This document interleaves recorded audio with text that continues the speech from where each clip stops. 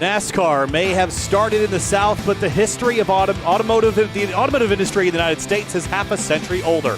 And the American motoring story started in Detroit. Not far from there is Brooklyn, Michigan's Michigan Speedway, which will host race 5 of the season for the Area Cup Series. For Ford and Chevrolet specifically, the story begins here, and it will continue tonight at a 100-lap, 200-mile race on this behemoth of a speedway. Hi, everybody. I'm Kyle Heyer, joined tonight by Hunter Sleppy and Eric Wineland. No Finney tonight. He's taking a night off. Hunter, welcome aboard. This is going to be a fun one. High speed and a long racetrack. 2 miles, 200 miles to compete tonight. 200 miles, and all that matters is the last 2 miles if that's run under green. But I'm looking forward to this. Area hasn't been here since season 2, and that's when we went caution-free for the Cup Series. So, Eric, I don't know if it's going to be caution-free tonight, but I can guarantee there's going to be a lot of action on the track.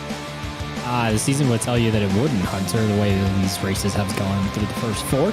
But it's round number 5 here for the Area Cup Series at Michigan. Kyle, I'm looking forward to this and excited to see what these guys can do in the next-gen car. Yeah, it's going to be an interesting story, I think. The challenges of the next gen we have documented, making passes and also avoiding calamity when everyone's bunched so close together. That's been a topic of discussion really since the drop of the green flag at Daytona, Hunter. But the story is the same tonight. We're going to see a lot of close racing, especially on starts and restarts, and staying out of trouble and making it to the end. And making it to the end under green, as you mentioned, that will be a challenge as well. It will be, and Eric actually just found out before we went live the fuel run for tonight, scheduled at around 45 to 50 laps, so you're going to have to save some fuel if you want to make it a one-stop, but most likely going to be 2 stops. And yes, folks, that is the point standings, and those 4 drivers you see, Seth Knoll, Ricky Springer, Connor Horn, and James Skyler, they all have wins, except for Jake Nichols. We're in race 5, and he's still yet to win. This is the longest winless streak of his area career, but I have a feeling tonight that Jake Nichols is finally going to get it done, and he'll win because he won back here in season 2, and I think it'll just go to show that old 73 car's got some speed there, Eric. You just stole my thunder with the fuel window thing. I'm just astonished. I have no clue what else you said because I was just so upset. No, I'm just kidding. Jake Nichols, I would not be surprised to see him find victory lane here, but this is unprecedented. It's been 4 races, but the competition here in the Area Cup Series has really stepped it up this season. And you see guys like Travis Beckner and Jacob Bell is actually up the standings here tonight, but Connor Okrezik and Cameron Hearn are going to be right on Jake's heels to see what they can do tonight. I think clean air is going to matter because it looks like these guys are fairly tight with the fixed setup here at Michigan, Kyle. So they're burning a lot of right front, and whoever can take care of their stuff probably find victory lane here at the end of tonight. Yeah, and then looking at the drivers that are locked into the playoffs, you have 4 of them: Seth Knoll, Ricky Springer, Connor Horn, and James Scioli. And for those drivers, Hunter, the goal to win is still there, but not as pressing as those down the cut line a little bit. We've still got a long way to go in this championship, and Chris Rabel is a driver that I would circle on my list as maybe being a bit concerned that he hasn't moved up the order a little closer. Maybe Brandon Bowie, Brandon Six, Nick Silver, Michael Curhan, who was a Final Four competitor last season. At this point, we still got a little ways to go, but you're thinking about it already, Hunter, and how the wins haven't come yet, while there are 4 that are definitely safe and in the playoffs. Absolutely, and again, it's no shock that the top 2 in standings without a win are the top 2 on the practice sheets right now, Jake Nichols and Travis Beckner, but I also wouldn't count out Connor Okrezik either. Him, Reef Slate, Ryan Hartz, and we already saw this year with Ricky Springer. Solid rock performance. They've been very solid to start out the season, and they've always, every time I see them, they always seem to have all their guys or most of their guys inside the top 10. So, and look, Connor Okrezik's 6th on the board right now. So I would keep an eye on him for this race as maybe a wild card to try and mix it up with Jake Nichols, Travis Beckner, maybe Doug Newbigging to get a win, or we could see Connor Horn be the first Cup driver this season with 2 wins. It's a tale of 2 stories. See, look at a guy like Connor Horn here who's basically slugged his team on his back to get him up the standings a little bit with 609 Motorsports. But I'd say that Solid Rock has been more than solid. They've been almost dominant throughout the first 4 races of the season. Their team aspect has been pretty sound with those 4 cars. Now, the race finishes haven't been that great, except for Ricky Springer picking up the win. But they look to rebound again tonight with that. as you see the 51. Another guy to keep your eye on there is the number 7 of James Scioli, as we get the in-sim VR view. Hopefully Ricky doesn't have any VR issues this week like he did at Watkins Glen last week. He has since learned that a light switch in his room affects the power outlets behind his or where his VR is plugged in, and that's what threw him off last week. So he knows not to have that switch flipped for darkness, keep it light there in the room, although he can't really see much outside the heads anyway. But yeah, another guy to keep your eye on is the guy sitting there in 10th, Kyle, James Scioli, in this Roasted Gems coffee machine. Pretty stout and very much a standout in the eNASCAR College iRacing series where they race for scholarship money. He's putting his talent on here in the Area Cup Series as well. Yeah, you can never count out James Scioli. And one of the drivers I was talking about earlier, Michael Curran, was one of our Final Four competitors. Well, he's written another note for us this week. This one, Jake Nichols has a championship, but I have a Jacob Bell pencil. Hunter, is there any backstory on this that you know about? Yeah, so that plaque over there just above it, it was actually sent out. Guys received it this week. Brad Slar, I believe, got one. Travis Beckner as well. Michael Curran. It's just for drivers that were contenders for the Championship 4 and champions of the series, their respective series from a season ago. They just now got in. So, and it came with Jacob Bell Racing wristband, glasses, sunglasses, and pencil as well. The merch going out courtesy of Jacob's mother, who decided to put those nuggets inside the packages for all of our plaque winners from the championship 4 of each series last year. So pretty cool to see Michael Curran putting his on display in the background for us. Qualifying now underway here. Kyle and Ryan Hart's going to be one of the first to put a time down. One of the first drivers to accelerate towards the start-finish line. One lap to lay it down. Here we go. Kicking things off with Ryan Hart's. And down towards turn number 1, speed climbing 195 miles an hour into turn number 100. You're carrying so much speed here. And I think that middle groove is the place to be, the inside line. You're going so much shorter, but he's loose out of turn 2. Keeps his foot in it, Hunter, as he rockets down the backstretch. Yeah, loose is fast, but you don't want to be too loose. Otherwise, you get what just happened there to the 3 of Hearts. So we see him working towards the bottom groove now in 3 and 4. This is kind of going to be mostly wide open. You're going to have to lift at some point throughout the turns, but what really matters is getting that launch off the corner, because if you don't get a good run there, you're going to get freight trained on that outside line. Him and Springer teammates, well, not teammates, they've put up times. JT Poole as well. Brennan Bowie in the 23 working his way into turn 3. Springer currently provisional pole sitter. This qualifying is going to go quickly because you only get that one flying lap. As here comes the 23 out of turn 4 and across the stripe here. And for Bowie, it's a 39-163 Hunter. That's going to put him in second place. Just a little bit off the time that Springer put down, and going back looking at the track record, it was a 38.893 from Garrett Heath back in season 1, so that was with the Gen 6, but we'll see if anyone gets close to that. I don't think anyone did during, I think we saw some 38s in practice, but I'm not 100% sure, but Rafe Slate going to go out there and see if he can join his teammate or a potential front row start. Best practice times are put down with the draft, though, so I don't know that you're going to see that in single car speed here, especially with Ricky Springer lays down a great lap right there at a 39.154, so not too many guys are going to beat him by 3/10 out there, so I don't expect the times to really fall toward the record, but nonetheless, we're getting close with a track temperature of 96 here in the sim at virtual Michigan International Speedway. Rafe Slate's lap, though, looking pretty tidy. I think he's a little bit higher there through 3 and 4 than he probably wants to be. That first seams tends to be the place you want to plant the car, but he's got a nice tidy exit. And we'll see what he pulls up to the line at for the 8 car. Oh, the number 8, he 18. Not exactly the greatest of laps there for Rafe Slate. No, as Travis Beckner is working his way to start his flying lap this time by 609 Motorsports. Connor Horn only at a 42. The 42 car only 9th quick. Jeremy Miller, though, up to second place in the number 30. A very strong run for a driver that hasn't really had a representative showing so far this season. Here's Beckner rolling through the exit of turn 2 and up onto the back straight in the number 28. Different livery this week, typically runs a kind of gold, orange, and white car as Nate Trado jumps to the top of the board, Hunter. Yeah, Nate Trado, that's also a good helping hand that Jake Nichols and company picked up for Solar Flare Racing, a new addition to Season 4, and paying off right there as you see him take the first position away, but will the 28 of Beckner also take away the first position?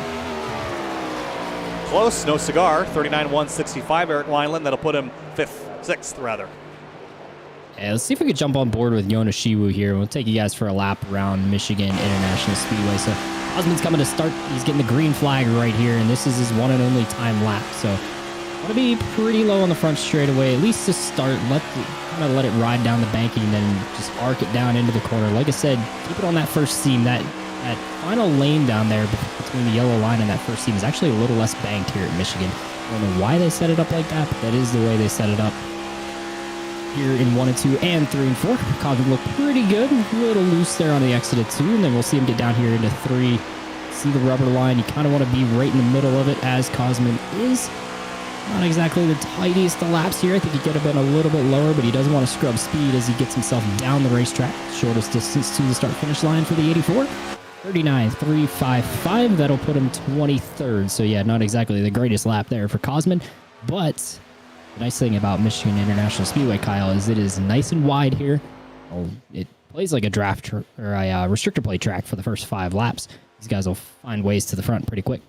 Jake Nichols did not get a very strong lap, 25th place for the number 73. And while he has not yet won a race this season, Hunter, he has been incredibly consistent. This, I think, is a concerning moment, not for the pace. I know he'll have pace in the race, but the challenge is staying out of trouble when you start in the bottom third of the field. That is a concern, especially when you're going to have the start of a race that'll look a lot like Daytona or Talladega. The same risks apply here.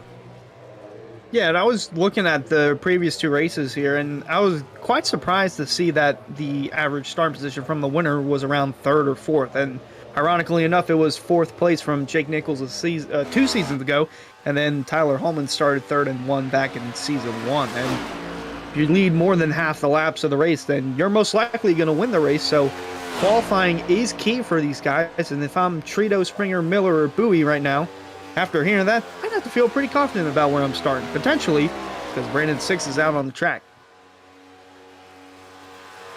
See what the 66 can do here. So we'll get you some split times for the first half and then the full lap. Yeah, it's been about, like a mid-19 second range for the back straightaway, depending on how quick you are. And for 6, 19.5, that's not bad, but we've seen better.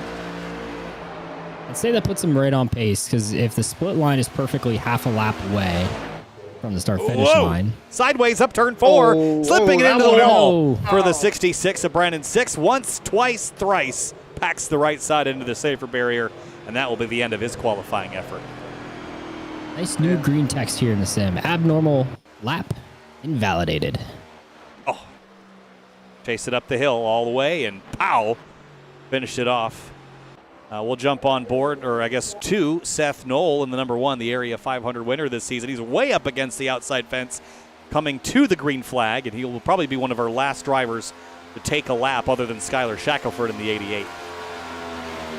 Yeah, Seth Knoll won the Area 500 to kick off season 4, so he can just cruise to the rest of the regular season until the postseason starts. Then he's got to kick it into gear, but looking throughout the timesheet here, I wanted to note Dom DeLeo 5th.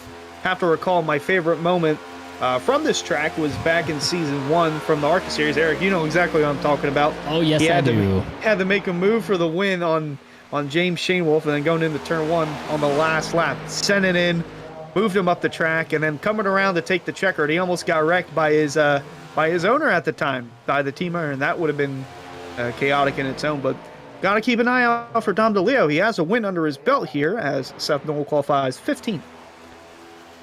Oh, Shackelford, I don't know if he got in the wall, but he got very close. I think that's going to be a 0x for him. Yeah, he's going to carry on and finish the lap, but he got really close to it, like you said. I think he touched it, but not exactly always perfect on our ends compared to what they see on their end. A little bit of net code, as we call it. Get a look at JT Poole, and I think he's got some company behind him there, Kyle. Yeah, that looks like a Ricky Bobby behind him there. And he's okay. Got some entertainment here waiting at the tail end of qualifying. That's his pump-up music. Oh. He's enjoying himself at least. P12 in the 26. He's been really impressive so far this season, Hunter, and even with the lightheartedness, he's been quick. And he's got Ricky Bobby as well behind him, so he can shake and bake with Ricky trying to move up 11 positions and get the win. And he's got Jellyfish Jam to get himself pumped up, getting ready to go. Everyone's got their own. Ricky Springer. What's he doing? I think he was going along with Jellyfish Jam like no other. We didn't quite catch it on the broadcast. I should have recorded it on my end, but yeah, Ricky was absolutely into that, as JT Poole shows a note on his phone that says "Go to Ricky." So well, back and forth and back and forth. No, go back. There we go. We got it. It's like whack-a-mole with the dance into the jellyfish song. Solid Rock feels pretty good about tonight, is what I'm seeing right now. Meanwhile, if you kick over to Connor Horn, he's not even sitting down for the gridding period here. Hopefully it's a quick bathroom break for the 42. All right, well, we do have some things to take care of before we get into the race here tonight. Hey, race fans, be sure to visit and subscribe to the Area iRacing Twitch channel. For only $5 a month, you can watch all area broadcasts commercial-free. You can also use new Area iRacing emotes in the chat and earn double channel points as a subscriber that you can use to redeem for free merchandise. And we're about to kick off our Roasted Gems Coffee starting grid. And race fans, start your engines with a fresh cup of Roasted Gems coffee. Choose from some of the finest coffee beans from Colombia and Peru, or try the blended flavors of French vanilla and hazelnut. Use discount code Area iRacing for 10% off your order at roastedgems.com. Some scenes from nearby Brooklyn, Michigan. Gorgeous place, a couple minutes outside of Brooklyn. Brooklyn, this town, Detroit, the city nearby, and you can see the gorgeous Midwestern landscape there as we're getting set to go racing in just a moment's time. Hunter, we're going to go over our Roasted Gems Coffee starting lineup here in just a second, so I'll kick things off with our front row. Row number 1, it's going to be Nate Trado in the number 9. He'll kick things off alongside Ricky Springer in the number 51. They will be your front row, Hunter. And then over in row 2, got Jeremy Miller going to roll off 3rd in the 30, and then Brandon Bowie going to roll off 4th in the 23. Starting in row number 3, it's going to be Dom DeLeo in the number 22. Travis Beckner in the number 28 rolls off 6th. And row 4 going to be Connor O'Kresick rolling off 7th in the 14 car, and then alongside him, Michael Curran in the 24 will roll off P8. In row 5, it's James Scioli in the number 7. That was Eric Wineland's dark horse, maybe not a dark horse, but one to win. Jordan Martin starts 10th in the number 11. Yeah, quick note about Scioli. He's actually on a 4-race winning streak throughout all 3 series, so a lot on the line tonight for him. Connor Horn rolls off 11th, and JT Poole rolls off 12th. In 13th place, Ryan Hart's in the number 3. In his Chevrolet Camaro, Ben Pierce starts 14th in the number 65. Row 8 going to be Seth Knoll, the Area 500 winner, in 15th, and then alongside him, Chris Rabel. He's flirting with that cutoff line in the 3-way tie for that final spot. He rolls off 16th. And in 17th place, it's going to be Frankie Barroso in the number 12. Jacob Bell starts 18th in the number 77. And row number 10 going to be Garrett Grant rolling off 19th, and alongside him, Cameron Hearn rolling off 20th. 21st place, it is Cedric Hunter. That's that pink, black, and white Ford Mustang alongside Greg Mitchell, another Ford. The number 2 starts 22nd. Well, off 23rd is Rafe Slate in the blue number 8. And then alongside him, Cosmin Yonashiwa will roll off 24th. 25th place is Nick Silver in the number 46 Camaro. Jake Nichols, who is still winless this far into his season, starts 26th. His goal, stay out of trouble in this one. Also looking to stay out of trouble is Bryce Senesac in 09, roll off 27th, and Jake Nichols' brother Tyler Nichols rolls off right behind him in 28th. 29th place is going to be Ed Robertson in the number 64, and the Rick's Hot Sauce car, Delonta Ballard in the number 21, starts 30th. Another Rick's Hot Sauce car right behind those guys, Ryan Swan in the 67, going to roll off 31st, and alongside him, Jonathan Cogswell in the Roasted Gems Coffee, number 27, rolls off 32nd. 33rd place is Brandon Six.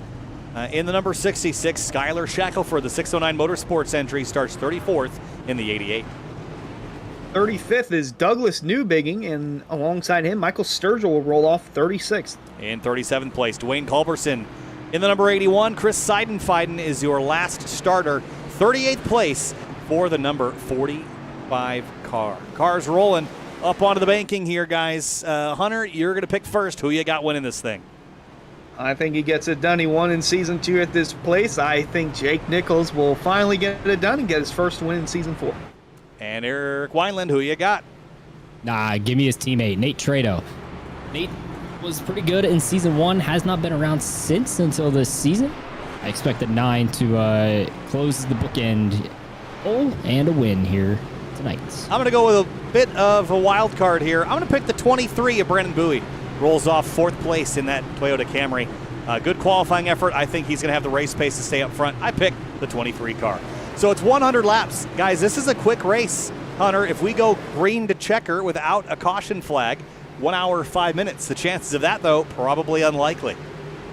I'll say the average race here at this track is 1:15, and I see you're following the trends with the average start position from the winner, 4th place. Ironically, that's where Bowie's rolling off. So Eric Wineland will join us down from the pits. We'll talk with him a little bit later tonight. Trado in the number 9 is going to lead us to the green. Michigan Speedway, race number 5 of the Area Cup Series, 100 laps. It all begins now. Green flag flies, and we're racing at Michigan.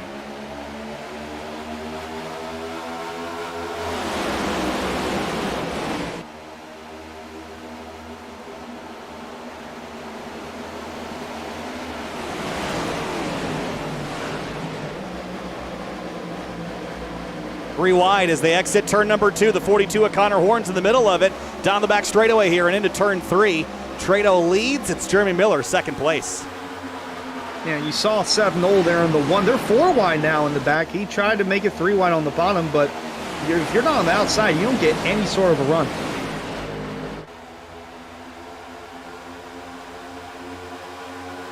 Still 3 wide here as we enter and complete lap number 1.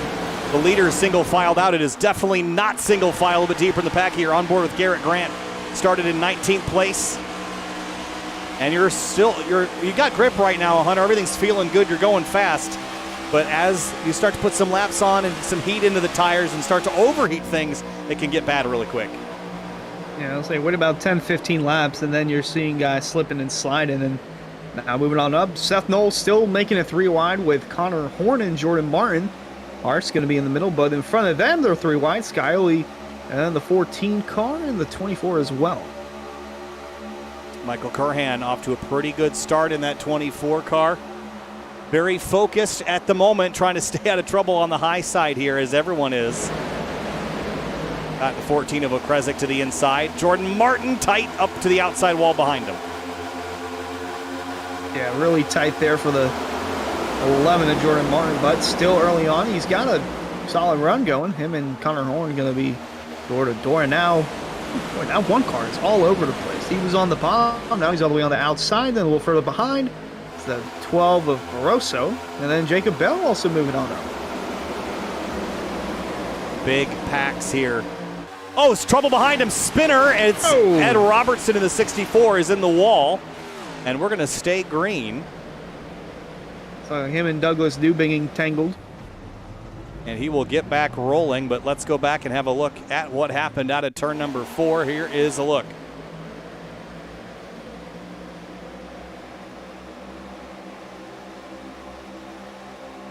'71 just kind of comes up the racetrack there. I don't think he saw how close the 64 was, and then pow into the inside wall. That's a pretty big hit.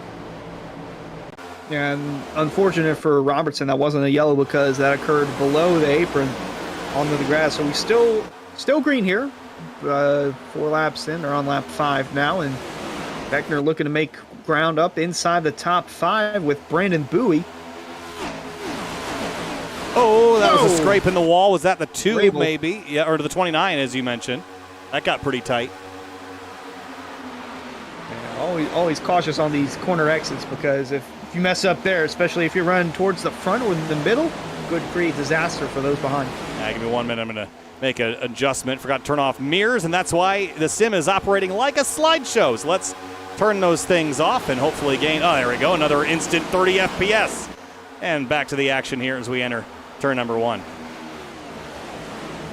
And also entering the fray from pit road, it's our own Eric Weiland. Weiland, you got any updates for us? Yeah, I got an audio for you, and Kyle, I got a replay if you want to find it. Brandon 6 on lap 4, exited turn 2.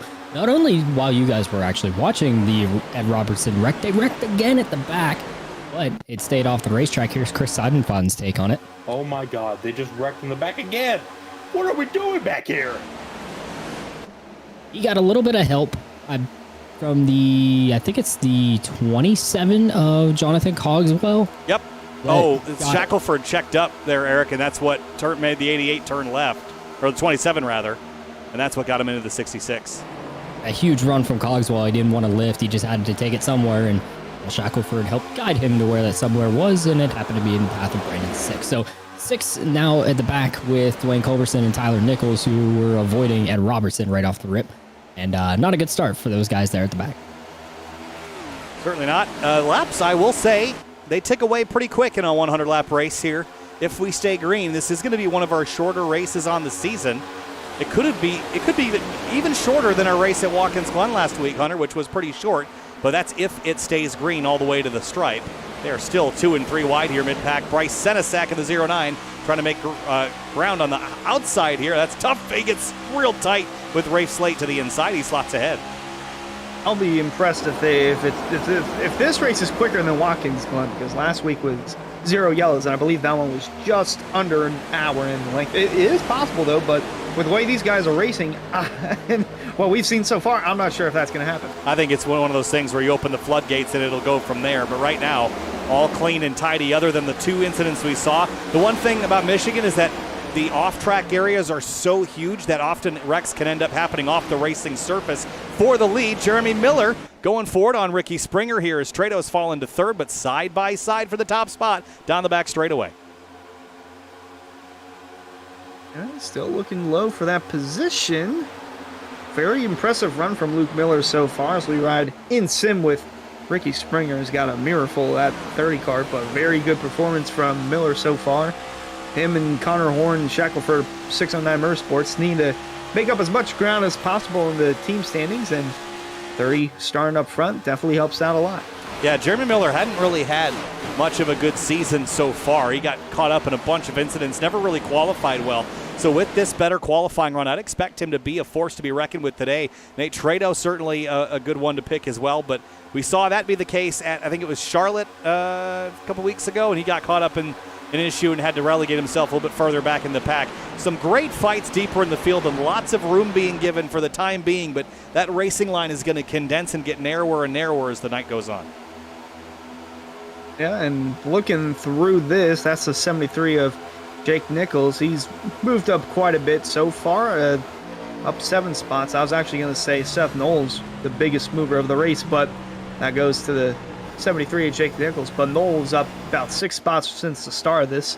Oh, for second place, Trado used up Jeremy Miller on corner exit. They almost came together. They might have even touched doors. It is very tight. And no love lost between the Solar Flare Racing guys and the 609 Motorsports guys. Think back to the frustrations that Jake had with Connor Horn, and they're almost going to run into each other again up the front straight. And now Beckner's going to go with the 9 of Trado.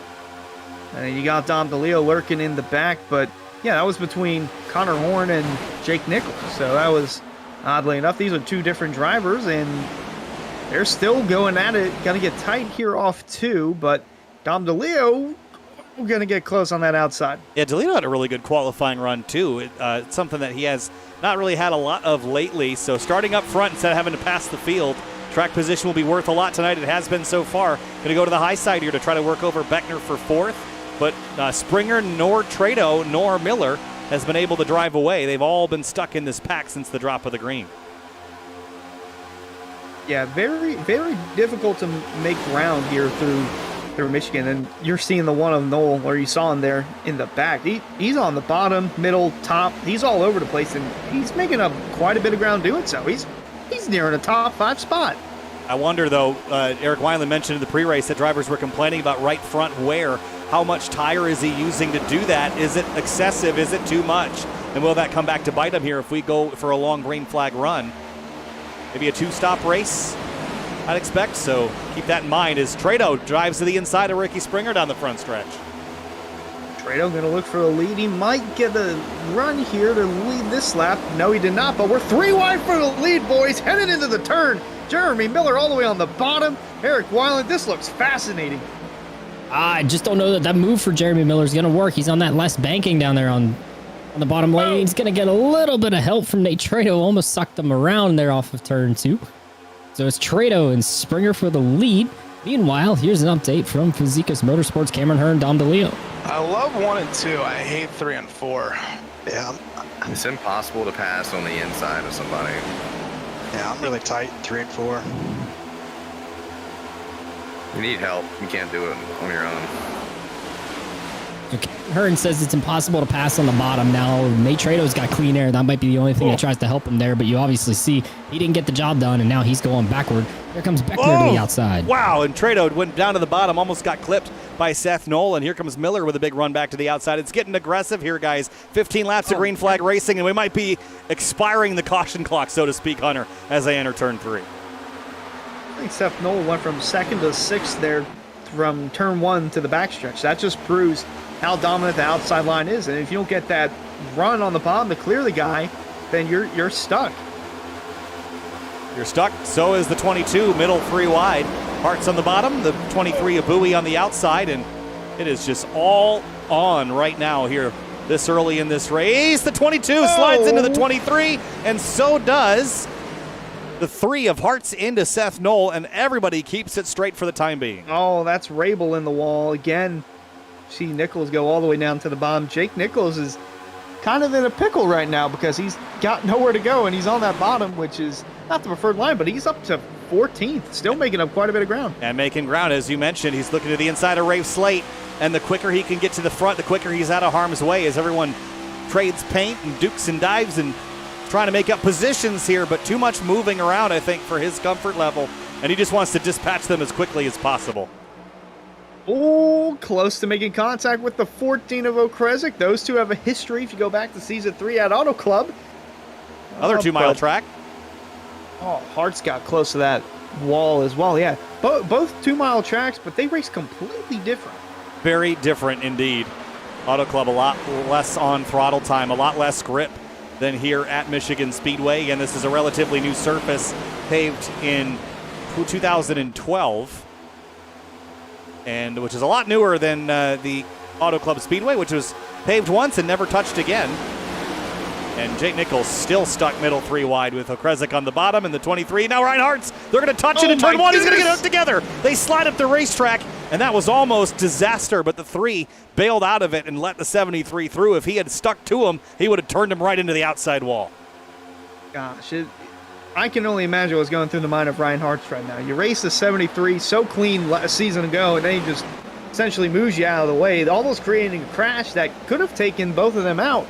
But we'll see if the 3 of Ryan Hartz keeps that in the memory bank for later on this race or maybe the rest of the season. But yeah, 73 of Jake Nichols inside the top 10. You have to live to see another day, and Hartz realized that.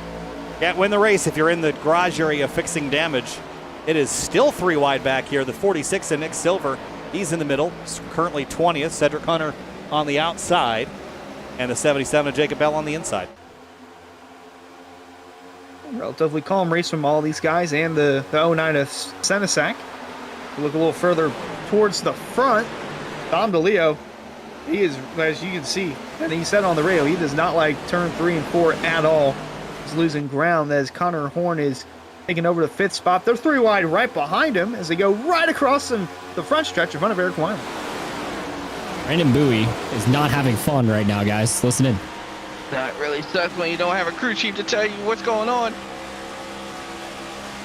He is in the subject of top of 3 wide for like 3 different laps here in the last 5, including when Jake Nichols was flying himself up through the pack before he made contact with Ryan Hartz. I can also tell you Ryan Hartz not too happy, not a happy camper with the move that Jake made.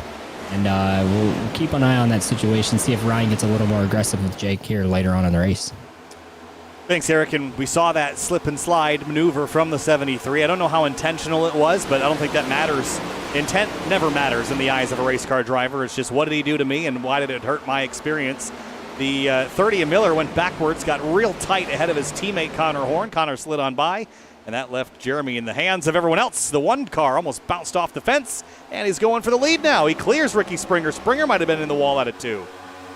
Might have gotten a little scrape on the right side of that 51, but the one of Seth Knoll to the lead and all the way from 15th as well. The battle up onto the front straightaway. 1/5 of this race is complete. Laps ticking by, and so are the tires. Keep that in mind. If you're going to split this into a two-stopper, you'd be coming in around 10 laps as Connor Horn got very close to Ricky Springer through turn 1, and it is a gaggle behind them. St. Nichols about cut off the nose of Okresic right behind Carl right on board with Ricky Springer, teammate of Okresic. Whoa! Talk about threading the needle. Connor Horn just fit right in that outside line in between he and Dom DeLeo, and now Springer going to look low. Oh, James Scioli pushed up wide into the 14 of Okresic. And now Brandon Bowie stuck middle 3 wide with Hartz on the inside. Lots of shifting and shuffling. And what can get you in trouble here, Hunter, is just changing lanes on the straightaway and slipping and trying to slide into gaps that you might not otherwise be able to fit into. We saw Connor Horn do it successfully, but you're not always that successful. Especially with these curved bumpers as the two nearly collect each other coming off turn 2. We saw in yesterday's Cup race with Kyle Larson and Denny Hamlin going at it for the win, just a slight bit of contact across the bumper, and that could spell a recipe for disaster. All it takes, just a slight miscalculation. Ricky Springer losing a spot to Connor Horn. Connor, I think, will complete it this time, move his way up into third, and Jake Nichols wasted no time getting up into the top 10. He's one spot away from the top 5, and he might get it here on the 22 of DeLeo, who's packed in behind a falling Ricky Springer. And in the meantime, Travis Beckner's moved up to second, and there is Jake Nichols again sliding on the bottom, nearly hitting with another solid rock performance driver, and boy, the car behind him just pancaked the wall. That was Dom DeLeo. Yep, just got into the wall a little bit with the right side. And Seth Knoll, Travis Beckner, Connor Horn, they can't get away. Springer, middle 3 wide, the DeLeo car on the outside. Nichols on the bottom, looking for 5th, and now looking for 4th. And DeLeo gonna give help to the 73 of Jake Nichols down the front stretch. Nichols is most likely the biggest mover of the race, started back in 28th, I believe, and no, 26th, and is now inside the top 5. And oh boy, his teammate Nate Trito in a 3 wide pickle with James Scioli and Okresic. Going the wrong direction, very tight out of turn 2. They almost came together again. And look at the squirming and scrambling here. The 9, the 7, the 3, the 23, the 30, the 4, and the 11, a big dive into turn 3. That's Jordan Martin. And he's underneath the 30 of Jeremy Miller, excuse me.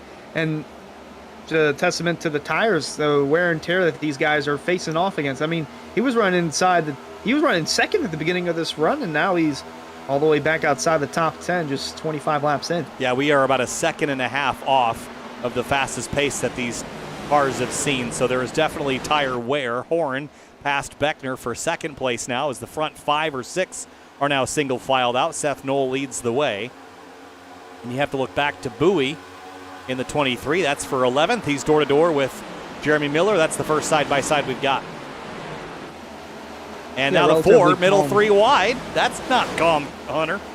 I say relatively calm for now, and Cameron Earn just poking his nose in, and Earn has made up a good bit of ground too as he and Miller and Horn go 3 wide. Started back in 20th and is inching his way closer towards the top 10. Still 3 across here, and this is going to get tight as the 11 slips up. The 30 has to run wider. They're going to touch doors through 1 and 2, and now JT Poole in the 26. Wow. He wants into the club and party here. Indeed, and we'll look in car with him as he's behind the 11, and behind him is not only Ricky Bobby, but Cameron Hearn and a blinking Michael Kern. And there's Chris Rabel still fighting, even though he's made contact with the wall quite a bit. But you just see if you're not on that outside line, especially if you're 3 wide and you don't have any help, you're falling towards the back. Yep, JT's going to slot back in the upper groove. Try to carry some speed to see Rafe Slate drop to the bottom. And Michael Curhan now on the inside of the 26. Good battle here for 17th place. Nearly getting into the wall. There was Chris Rabel, JT Poole just buying his time. Oh, now he's, big wobble there from the 29 of Rabel. See, buying his time, and well, now they're checking up on the bottom right in front of him. He's got nowhere to go. And back up towards the podium spot, we got Horn, Beckner, and 73, Jake Nichols still on the move. Jake Nichols and Connor Horn, these two are going to be fighting for a championship this season. Make no bones about it. Here comes the 73 to the bottom. He's going to slip in front of the 42 and up in behind the 28. Connor's going to have a sizable run, though. See if he takes him 3 wide or if he'll stick in behind the 28 or the 73. He'll stick it behind the 73, but if it were the front stretch, he would definitely make it 3 deep. Almost 30 laps into this race. Bowie and Hartz touching door numbers. Oh, he thought about coming up in front of the 9. That would have been disastrous. 30 laps in to a 100-lap race here. Again, if you're going to do that 2-stop strategy under green, that means you'd be pitting in a couple of laps. You could probably pit now if you wanted to, just to get out of the mayhem and pick up a little bit on the undercut. No, the 9's in the wall out of turn 2. Okrezik dives to the inside to pick up the spot. Yeah, tough break there for the 9 of Trito. He's going to fall possibly outside the top 10, and he could now get out of the mayhem and join our own Eric Weiland down on pit road. Eric, what you got for us? Hunter, I quite possibly have the best radio message of the year. Oh boy. This one's gonna be some gold here for you. Also, to real quick touch on pit strategy before I divine your ears with this. So Ricky Springer just said he needs to save more if he's gonna make a 1-stop number. He was about 1 lap short after being out front so much, so expect the 51 to be a little bit slower. Meanwhile, Jake Nichols saved on the front end. He's probably good to make that number, but not too many guys talking about a 2-stop. Most of them are considering the 1-stop right here. Here is radio from Solid Rock Performance. We got characters including Ryan Hartz and the star of the show, Connor Okrezik. Yeah, we're not having a good time here, Derek. I'm getting left right now. I'm struggling. I'm diving it into the corner. Mother. Dom is so slow. That might not be Beep, beep, broadcaster beep, friendly. beep. Beep, beep, beep, beep. Yeah, I don't think that's broadcaster friendly. Radio sweetheart, Connor Okrezik. So, yeah, Connor Okrezik in the 14. Not too happy with the 22. That was about, I'd say, 5 laps ago when Dom took Connor's line away, getting down into 1, and just washed dirty air all over the nose of the 14. And as you see, Connor's still fighting with Dom DeLeo even now. Thanks, Eric. That was a heck of an audio clip there. Seth Knoll leads the way, and Nichols and Beckner and Connor Horn and many, many more fighting behind him. Is on board the race leader. He has led 12 of the 32 we've completed, Hunter, and I'm interested. I'm surprised that we can get to lap 50 and make it to halfway, even with a little bit of saving. That's a long way to go. That's 100 miles. Yeah, that is a testament to the fuel mileage here for some of these cars, although, like Eric said, could see the 51 Springer come in a bit earlier than the rest, and maybe, 73 still going to look for the lead. And Connor Horn real high out of turn 4. He's going to lose a bunch of spots. He might have tapped the wall there. Going backwards very quickly. As you mentioned, the 73 to the lead. They touch. Seth Knoll pounds the left rear quarter panel of Jake Nichols and sends him up the hill and takes the spot back. That could have been real bad there for the 73. He's definitely made his way to the front in a not so clean manner. He's had a couple of run-ins here, and boy.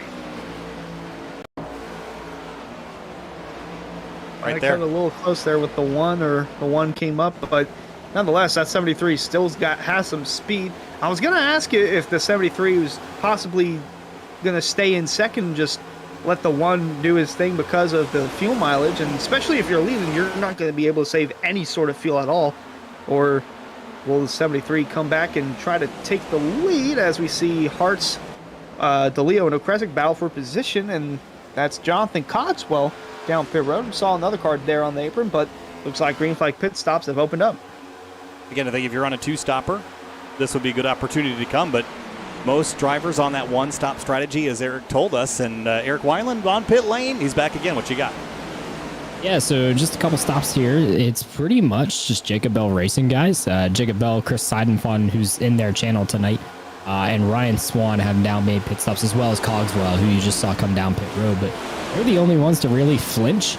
The only other guys that are in danger with how far back they are right now, Wayne Culberson, Douglas Newbanking, they were avoiding incidents right off the rip of the race. They are no longer in the draft. Wow, Jacob Bell is sideways there. So yeah, not too good of a look there toward the back of the pack, but three guys committing to the two-stop. We'll see what they can do. Yeah, 77 loose coming back on the racetrack. Knoll and Nichols continuing to swap back and forth here. They're 4 wide for third place. Beckner, Hartz, Horn, Scioli, and throw Okrezik in this mix as well. Oh, man, someone's got to give. Whoa. Oh, they're touching Beckner into the quarter panel of Horn. Somehow they make it out of there. No one really lifted, unless you count for the 28 of Beckner, but boy, that was fun to watch. And in the middle of all that, Jake Nichols is taking over as the race leader, and you saw there why the 77. Oh. Whoa, door banging going into the corner. That's Hartz and Scioli. Actually, no, that was Okrezik, excuse me. This is getting more intense by the moment. JT Poole has his windshield packed full of race cars. The 22 of DeLeo, the 23 of Bowie, the 14 to his left. That's Connor Okrezik into turn 1 at 197 miles an hour. Yeah, he's buying his time. He was 15th, 16th. He was actually 19th behind Chris Rabel at one point, but he slowly, methodically worked his way towards the top 10 and just following the tire tracks of the 22 of DeLeo, as now he's going to look on the outside of Bowie for the 8th spot to head into the turn. Gotta imagine, is there close to touching up there between DeLeo and Beckner. Now Ricky Bobby's liking what he's seeing. Oh, Bowie got touched from behind there. That got really dicey for a moment.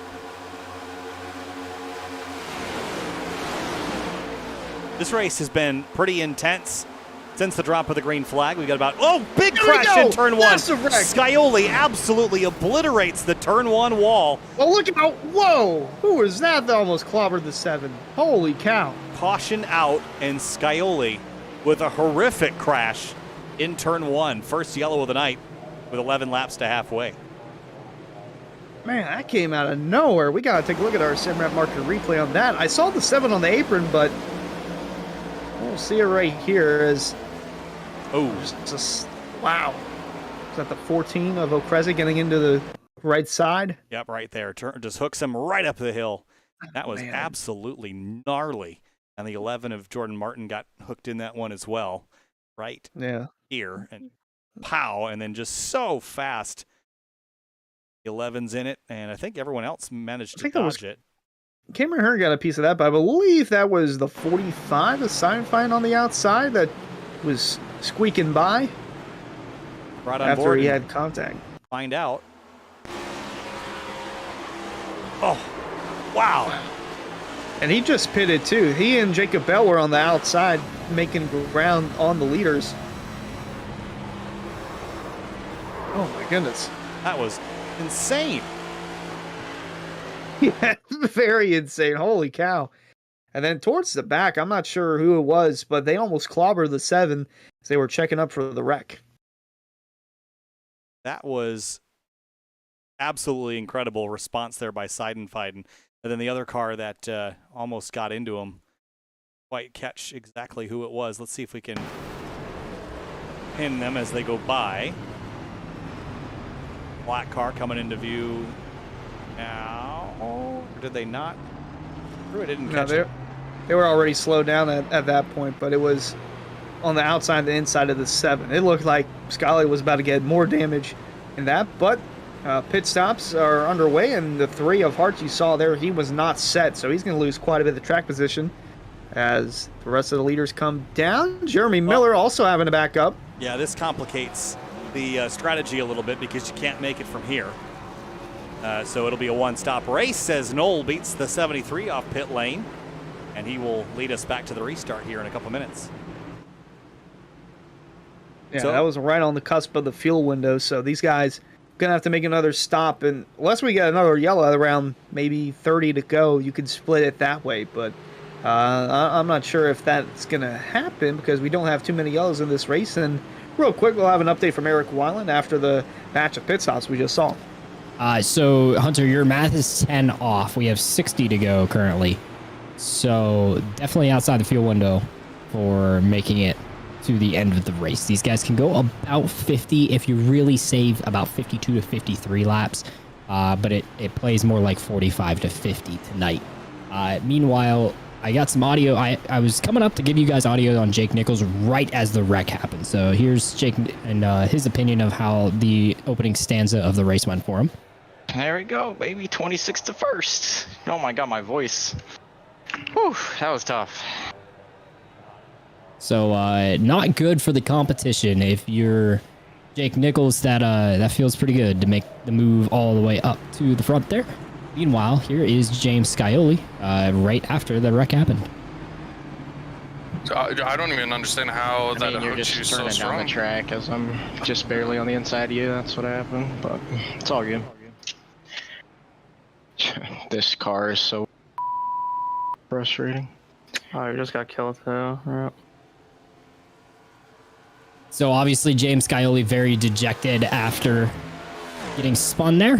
Just barely the bumpers didn't line up for E and Connor O'Krezig, but that's what happens when it's such tight racing like that. Kyle, Hunter, back to you guys. Thanks, Eric. And before we get back to green, we had our first look at our SimRat Market replay tonight. Race fans, be sure to visit simratmarket.com for custom iRacing paint scheme templates that are simple to use and help you stay more focused on the racetrack. A lot of SimRat Market liveries here in the field. Got a couple looks at that massive crash in turn one for James Scioli. And thankfully, Hunter, you don't see crashes like that a whole lot now in modern NASCAR, but that one was ugly. Yeah, ugly indeed. That came out of nowhere, like a Randy Orton RKO. It's just out of nowhere. But yeah, we got less than 60 to go, and I think I don't know if I got my words crossed up there, but if there was a caution with 30 to go, these guys could definitely pit and make it to the end on the field enough to worry about that if there were more yellows afterwards. But coming to the green here and expecting some more exciting 3 wide, 4 wide, 5 wide, 8 wide racing. Oh, we're going to get plenty more of it. 58 laps to go. About 40 minutes left if we go green from here to the end. A 39-lap opening green flag run, and here we go. Back underway from Michigan. Knowles, Springer, Beckner, Nichols, Horn, your top 5 entering turn 1. A bit of a gaggle there on that outside line. Nichols going to lose a couple of positions. They're 4 wide in the back.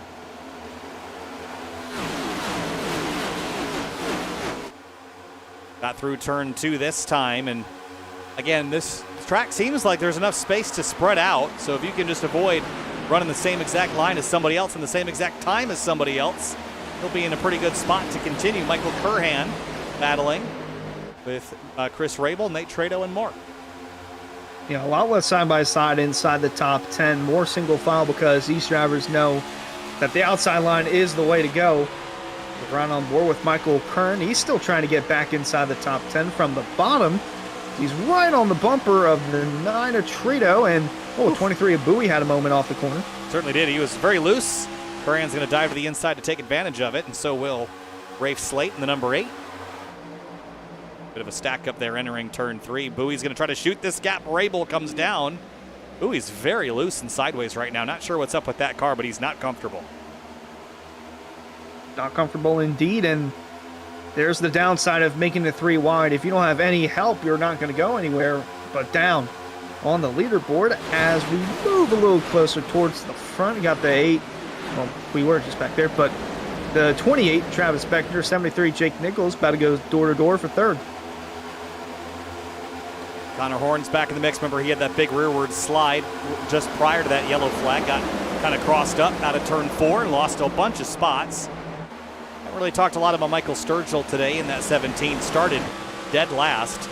It's up to 14th place now with that 23 still bobbling. He is out of control right now. And Sturgill is going to give the 8 a push down the front stretch.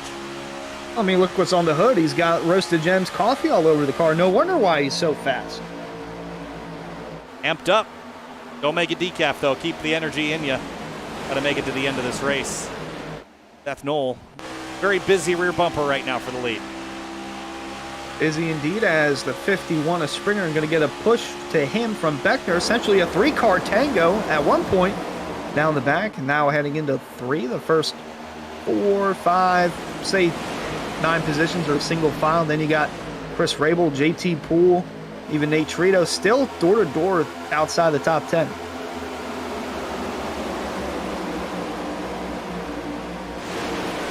Seth Knoll won the Area 500. Big tracks have been kind to him so far, and he has been kind of the dominant force out there today, leading almost half the laps we've run so far. Ricky Springer has led a couple. Beckner has led a few as well. Jake Nichols has led a handful on his own. Connor Horn, the first driver in this group that has not led, currently running 5th after starting this race in 11th.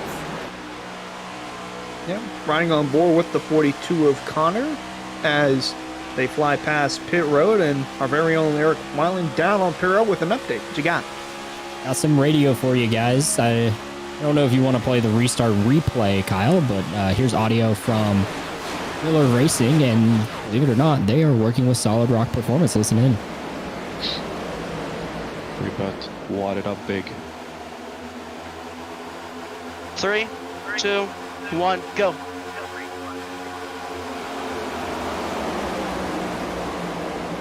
Hell of a start there, Ricky. I'm talking to Ricky Bobby. Ricky Bobby.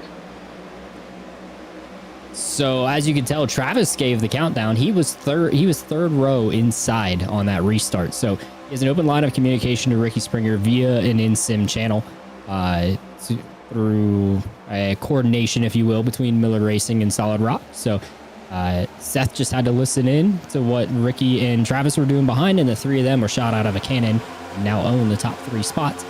Travis also, just as I was coming up here to you guys, let out an audible scream that was about 5 octaves higher than I've ever heard his voice, and his voice is already pretty high because Jake Nichols went flying to his inside a couple laps ago. So keeping an eye on that 73 behind him, but this 4 wide battling back here in the middle of the pack, Kyle and Hunter, is pretty intense. Yeah, the brewing is happening right now for things to pop off here a little bit. There is a word, Eric, for the coordination that we discussed on that restart. And Hunter, that's a Darrell Waltrip word, coopetition.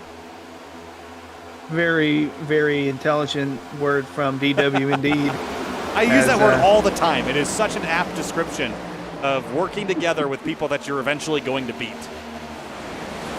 And I was going to say, if they wanted to talk to Ricky Bobby, all they have to do is dial up JT Poole. Yeah, JT Poole. He's got Ricky Bobby in his ear. He's playing the role as the Cougar, though. That's why he's so fast.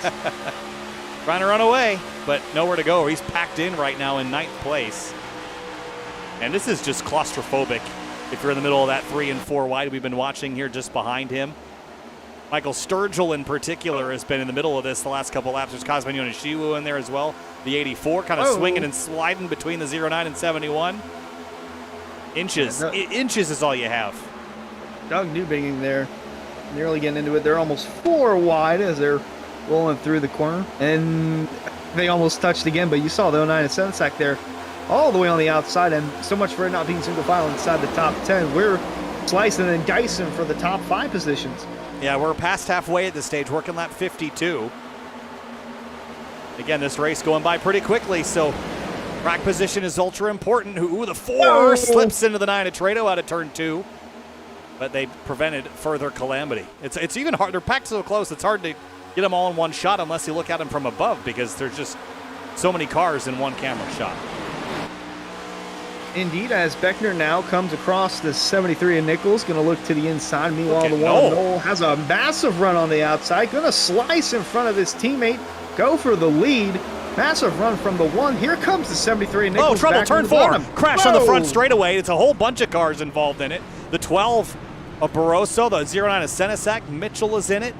Michael Sturgill is in it in the 17. And a few others. Lap 53. You knew that was going to happen at some point with the way those guys were aggressively racing 3 wide, sometimes even 4 wide outside the top 10. We'll take a look at it with our SimRap market replay, and that's Cameron Hearn, and that is the front bumper of the 17 just fading away. Yeah, and the 17 was kind of the first driver to get clipped here. The 4 and the 12, they just kind of get together, and into the outside wall they went.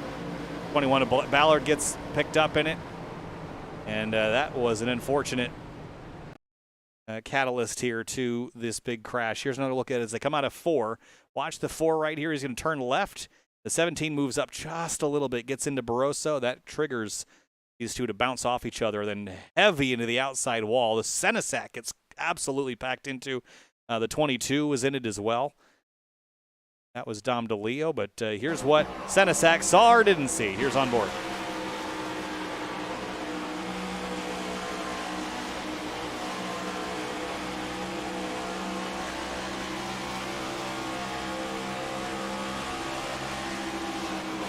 Oh. Just nowhere to go. Did the Tony Hawk board slide along the safer barrier there, and you're right, nowhere to go. Greg Mitchell, same story there. It's right inside with him.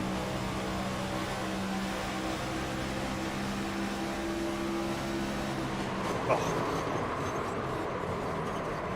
And back on the onboard with 09, he did the right thing too. He backed out of it because he saw they were going 4 wide, but just that slight contact, that's all it takes. So, second caution on lap number 53, and the field's on pit lane, and you know what this means? Everyone can make it from here. So this is going to satisfy the fueling requirements for this race, but I would imagine if we get another caution, which we might get, I'd plan on coming back down again for another set of tires. Absolutely, and these guys believe they're going to be close on fuel if we don't have another yellow. Fuel run is 45 to 50, so you might have to save some, and, well, I was going to say the 51 beat everyone off pit road, but that is not the case. Bowie took 2 tires on the pit lane. An under 10-second stop there for the 23. Seth Knoll, a 15-second stop, drops him down to 4. Yeah, I don't know if I would have done 2, Eric, but so far it's worked out for 23 of Bowie. He's going to lead some laps, and I'm interested in how that's going to go, Eric. I like the call, honestly, Hunter.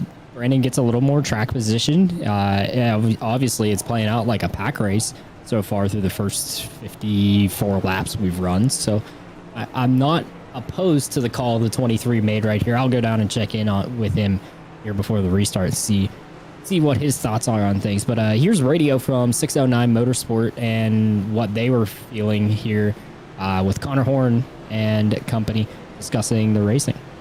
Yeah, they like going 3 wide a lot because they don't know there's 50 laps to go. They think it's the end of the race. That's big. Oh, no yellow? Hello? There's no yellow. There we go. What happened? Who caused it? I don't know. A bunch of them caused it, honestly. We're all idiots. I'm probably guilty too, but holy hell. We gained a bunch of spots from it, though. Definitely pitting. Definitely pitting. At least 5. I'm taking a set and 6. pitting. I don't know if anybody in here is driving more than half their brain function at the moment. That was we called it though. We knew that was gonna happen. Like, yeah, we just knew. It could have happened anywhere. It could have happened behind you guys. Could have happened in front of me because everyone's driving like it's the end of a race because this package sucks. It's not how the next gen cars drive here. It's not a pack race. Harvick won by like 3 seconds last time they were here. So the frustrations at 609 Motorsports are pretty high with the way the racing is right now, and it's going to be even higher now that these guys are good to go on fuel to the end, including pushing pretty much all out. So you're going to see most of them try to get themselves to the front while managing their tires for a potential long run. And yeah, Connor Horn and company not too pleased with how it's going. And going to line up on the restart. Horn is 9th. His teammates, Skylar Shackelford, who just avoided that incident, gained a ton of spots up to P18, as well as Jeremy Miller, who we've seen and mentioned a couple times tonight, working his way up the field. I've lost him. There he is 18th. In 19th line. Yep. Yeah, 17th and 18th. Shackelford and Miller. I love when the yellow came out. Who did it? Who do I blame? Immediately. That's race car drivers at Michigan. Time to go back racing. Lap 57. Green flag back in the air. Area Cup Series, round number 5. 45 laps to go. 44 this time through. Brandon Bowie into turn 1. I'm curious about this 2-tire call. I think there's a lot of drivers eyeballing this. If we get another caution in 15, 20 laps, Hunter, I'm thinking about that right side tire call if Bowie can hang on up here for a couple laps. Yeah, we'll have to see if that plays out, but for now he's got the lead. He's got Beckner behind him. Now Beckner to the inside of him, going to look for the lead with the 4 fresh set of tires. Right on that yellow line, Springer half a lane up. Seth Knoll, Jake Nichols, and Ryan Hartz is in the mix. And how about JT Poole creeping up there as well in that 26? He's had a good start to the season, and he's right up here inside the top 10, competing with last year's reigning champion, Jake Nichols, who tried to get to the outside of Hartz. Remember, these guys had some tough love earlier with the 73 and 3 having an issue at turn 2. Oh, bobbing and weaving up front for the lead. Bowie breaking up the draft on Beckner. They're still single file for the first 3 positions. Just trying to establish some distance, some separation, just to get your own room to maneuver a little bit. As I mentioned, you can get claustrophobic so quickly when you're packed in this tight. So Bowie's just trying to break the draft. I don't think he thinks he's going to run away, but just to establish a little bit of distance back to Travis Beckner, at least for a couple of laps. But here comes Ricky Springer, a long way around right now in the 51. And running in car, as you can see, he's dialed in, looking in his mirror, seeing if the 3 of Hearts is going to close up with him. That's teammates for solid rack performance again with another solid run. Those 2 have been running well. Connor Okrezik as well. Oh, Springer blinking a little bit. Rafe Slate as well. Although Okrezik's now outside the top 10, Slate is inside the top 10. Like I said, in the pre-race, they've had at least 3 or 4 guys inside the top 10 in the majority of the races this season. Oh, Springer, big dive for the lead down at turn 1. Pulls even with Bowie through the middle of the corner. Bowie was really loose on the last run. I wonder if the right sides have changed the balance of that car. And here comes Ryan Hartz and gives a punt to the 51 to drive him right by the 23 for the lead. Yeah, now the 73 is closing in as well, and no love lost between the 3 and 73. They had an on-track incident earlier today. We'll see if that changes or if there's any love lost as the 51 of Springer takes the lead, but not for long. Here comes Nichols and Bowie, 2-car tangoing on the outside. Into turn 1.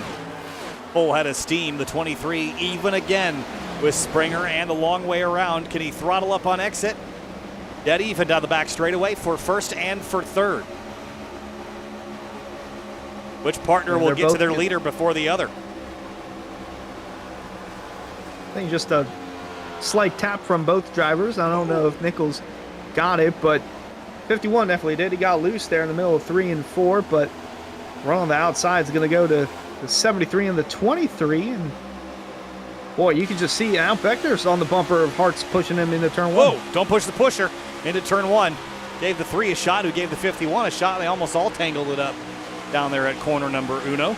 And the 73 looking to the outside of the 3 car again, as they are still side by side for the lead and for basically every position back to 30th. Yeah, this inside line of Springer and Hartz, they're trying their best to find some way around the 23, as now, boy, look at Cosmin Yonoshiwu all the way on the outside line, ripping it and making up a ton of positions as well. Look at the run he built on that high side. Everyone's kind of bound up together on the inside. That leaves the door open for him to slot up into 8th, into 7th, into 6th as he climbs the order into turn 1. Gonna get tight there. Seth Knoll, his teammate, thought about making the 3 wide a couple of times. Springer, in the meanwhile, took the lead, crossed over now by Bowie as they're almost touching for the lead down the back. Here comes Jake Nichols. They trade spots, 23 in the bottom this time. Now the 73 inserts himself into that battle for second. Ryan Hartz is middle 3 wide. Knoll on the outside, Beckner to the inside. Then it's Rafe Slate, Cosmin Yonoshiwu, JT Poole, and Nick Silver in the 46. He's up inside the top 10 for the first time tonight.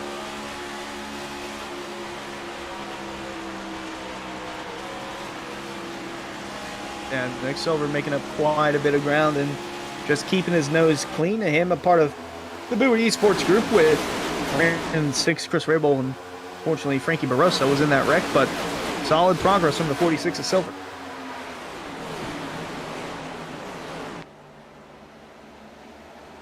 Stringing out now for the front 4 at least.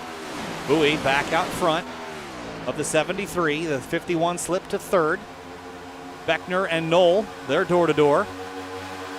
And then Rafe Slate up to the outside, makes the lane change. Carry some better speed around the upper grooves of Michigan International Speedway. Ooh, here comes the 8 of Slate, going to be close with him coming the 1. So now here comes Jake Nichols looking to the inside of Bowie for the lead, heading into turn 3. He's got the fresher tires. Going to look low as Slate watches on from behind. Jake Nichols back to the lead. Took him a couple laps and a couple of yellows to get back up there. There's one car in the wall out of turn 4. And it is Seidenfeiden scraping the fence.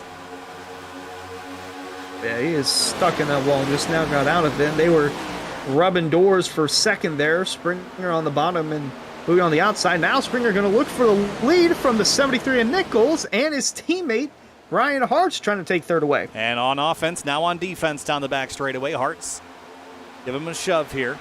We are 2/3 the way through this race right now.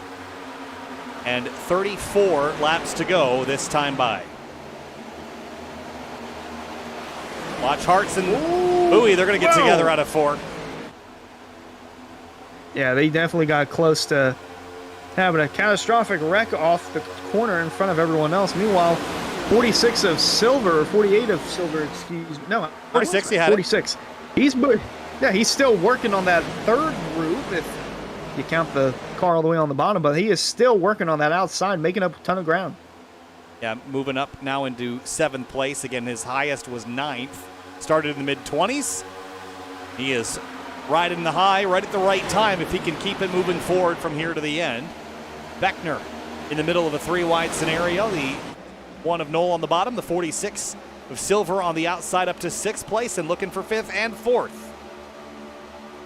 Boy, a lot of progress being made from Silver in such a short amount of time, but as we watch the cars roll on, we go to pit road from an update. Eric Waller. Okay, these guys are pumping out radio messages for the year right here. We saw Okrezik earlier. Well, Solid Rock's at it again. They were all lined up on the bottom. I figured I'd go down and check in, right? You know, you got Ricky Springer up there working with Ryan Hart's. Those are teammates. Travis Beckner, pseudo teammate. Rafe Slate's got himself up here. That's teammate. JT Poole was behind Rafe Slate as well. Now it's spread out, as you guys have seen over the last couple laps. But I'm going to play this radio for you guys. It is very long. If anything happens, I will absolutely dump out of it for you guys. But go ahead and sit back, take a break. Hunter, if you have to go use the restroom, now's the time to do so. Listen in to Solid Rock Performance here. New Bigging is just on the bottom. Trying, Ricky. Cars. Let off, Travis. Let off. I was just getting pushed by Rafe. Eric, you just missed our conversation about ethics and AI. It was very brief, but... Yeah, we were talking about, like, should AI have rights, or like, what... we need suggestions. What geoguessr map should we play after this? We were thinking Georgia? Yeah. Like the state, not the country. Like, Georgia. Yeah.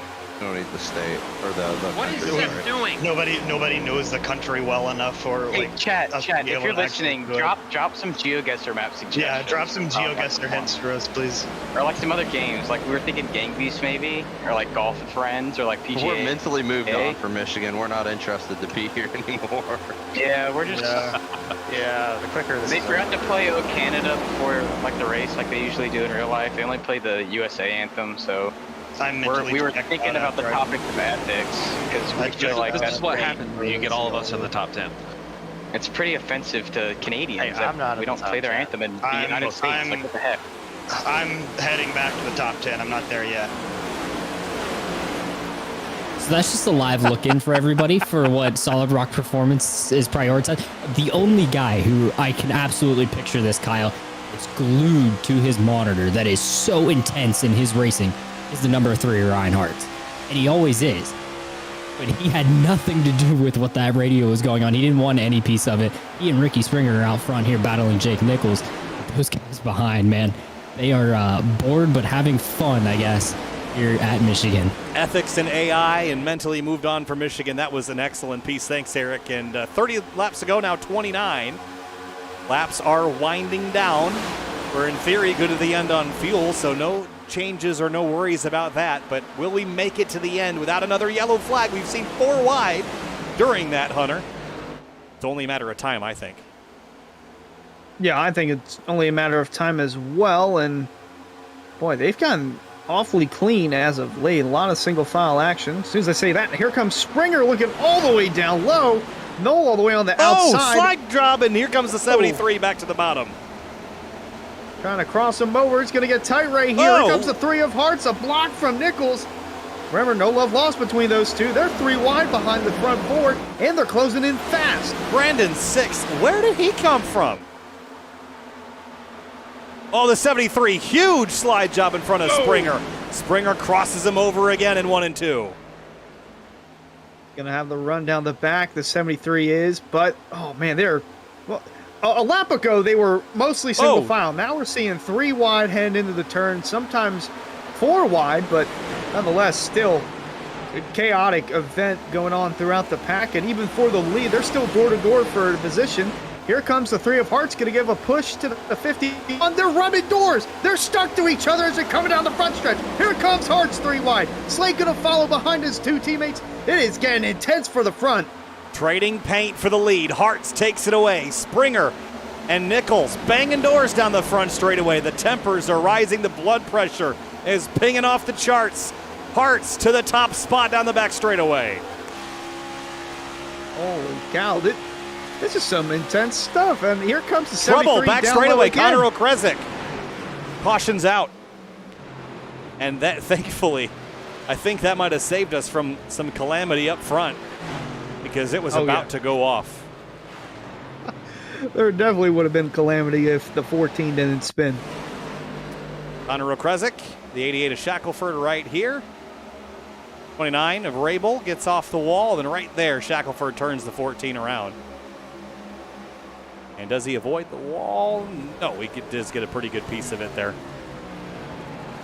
Surprised how that was a caution, but the incident with Robertson on lap 4 wasn't. I think he got sideways right there before he got off the racing surface, which I think was the difference there. And, ooh, that was actually a pretty good hit to the left front. So 3rd caution of the night. Will we see pit stops? Ooh, this is fun. I think so. And if you're the 23 of Bowie, I'd say this worked out for you. I mean, he only fell back to 6, was still running strong with the 2 tires that he took. But we'll see here as we're on board with, or we're focused on the 3 of hearts, the leader. He just put in the Twitch chat, "We came to fight today." Notice how in the 2-minute dialogue from Solid Rock Performance, he was the only one that was worried about the on-track performance. Meanwhile, the rest of the team mentally checked out. But hey, they're still running good up here inside the top 5. Heading into pit road, Eric Weiland has a front row seat to all the action. Hey guys, everybody coming down. This will be their 3rd of 4 sets they have laying here in the pit, except for the 23 of Brandon Bowie, who has that extra set of left sides, should he ever need it, here with 25 to go as they cross the line. You're going to see everybody coming to the stop. Travis Beckner there overshot his pit stall. He's a little bit behind the 8 ball now through his pit stops. Meanwhile, Nate Trado and others going to be coming out. 4 tires and fuel across the board, guys. It's everybody wants those 4 tires. Winning the race off, except for Nick Silver. Nick Silver. And Nate Trado. Trado. Investigate that one. And he definitely took 2. Yep, and same with Nate Trado. So 2 there and 2 for Nick Silver. So there's 2 drivers. They were the only exceptions other than Chris Seiden fighting down in 23rd. Everyone else took 4. I can happily report for those guys that after that stint, I was with Bowie Esports, and Brandon Bowie in the 23, who took our 2 tire stop on the last caution, reported that his tires were great. 2 tires felt good, and obviously he held his track position fairly well. I think he was 5th, or just right around the top 5 there just before the pit stop. So you guys get a look at the replay here of Springer and Jake Nichols going at it. I don't have any radio on this, but a lot of people, Kyle, are very upset with Ricky Springer, how much he was side drafting and making contact with others, including the 23 of Brandon Bowie. Yeah, they definitely, the tempers were flaring here. So this was the start of it. It goes for a whole other lap after this. Watch the 73 pull the slider on the 51, who crosses him over again. And they come off of turn number 2, right up the hill. 73 kind of swings at him here, and then this is just back and forth playing mind games here on the straightaway. Side drafting here into turn 3. The 51 takes the big dive.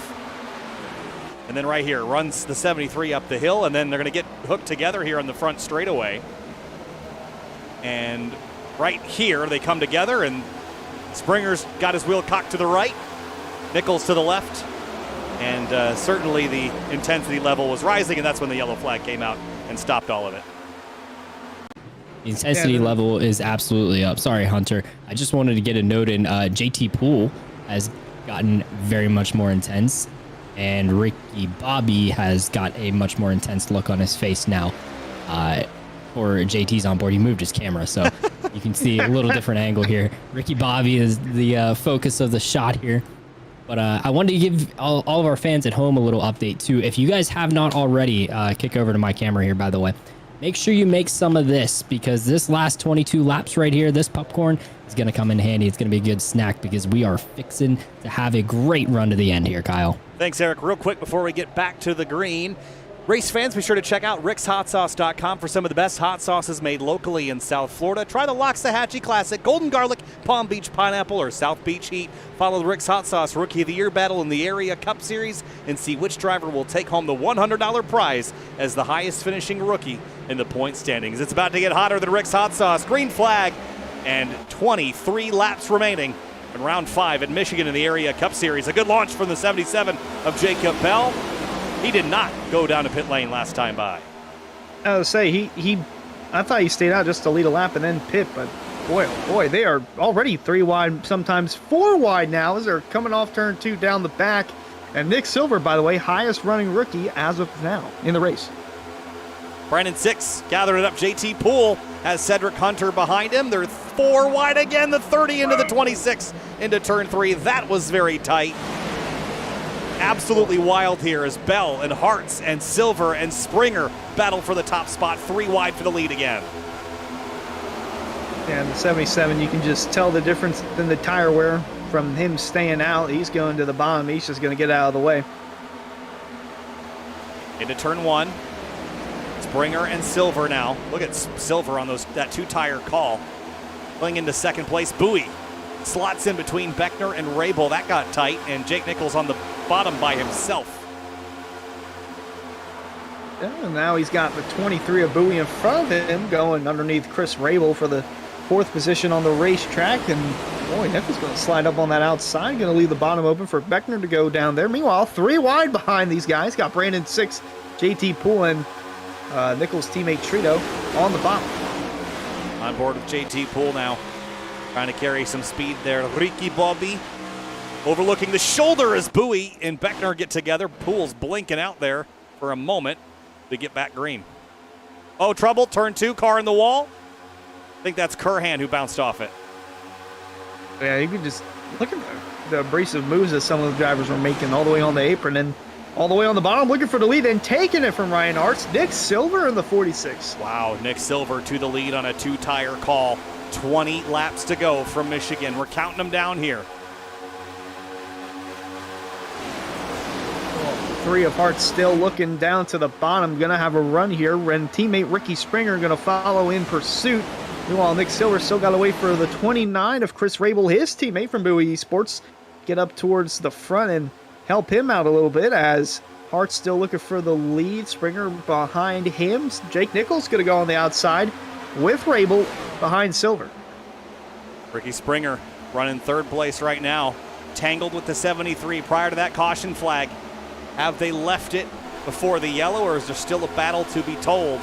He will slot in behind the 73. Oh, I think there's still a battle to be told here. Still too much laps left. Up the outside. 51. Yeah, all the way on the outside. Massive run here. It looked like he was going to get on the outside of the 46 with how much speed he was carrying. Nearly got on the wall there. Slipped, and so did Silver. That will bring Jake Nichols up. Thought he was going to get to the quarter panel. Didn't quite get there.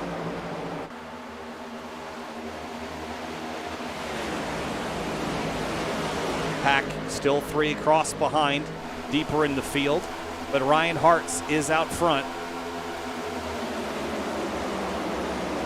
He's got the 46 of Silver still tailing his bumper. Now the 51 of Springer going to have a peek down to the inside.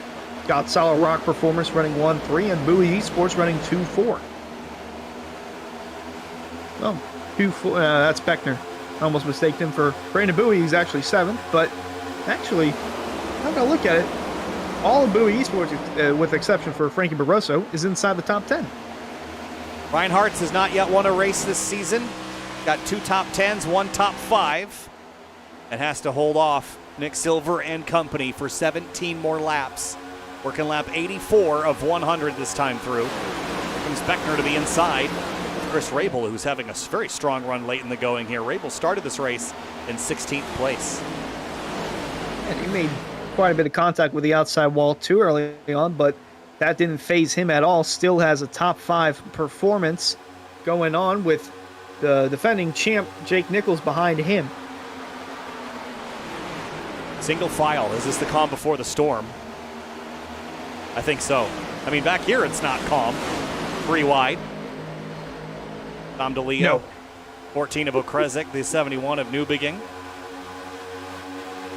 And the 1 of Seth Knoll, who's still, he's fading outside the top 20 and now looking for the lead. Going to be close there. Nick Silver on the inside of Ryan Hartz. They might make contact here. Coming off 2. It's very tight. Eric Weiling joins us as this battle continues down the back. Radio from Cosmin Yoneshibu, guys. Stressful. Stressful. More stressful. Highly stressful. The intensity is picking up here, Kyle. These guys are on the edge, and Nick Silver is still trying to take it to Ryan Hartz here for the lead. 15 laps to go, and yes, it is stressful for everybody here.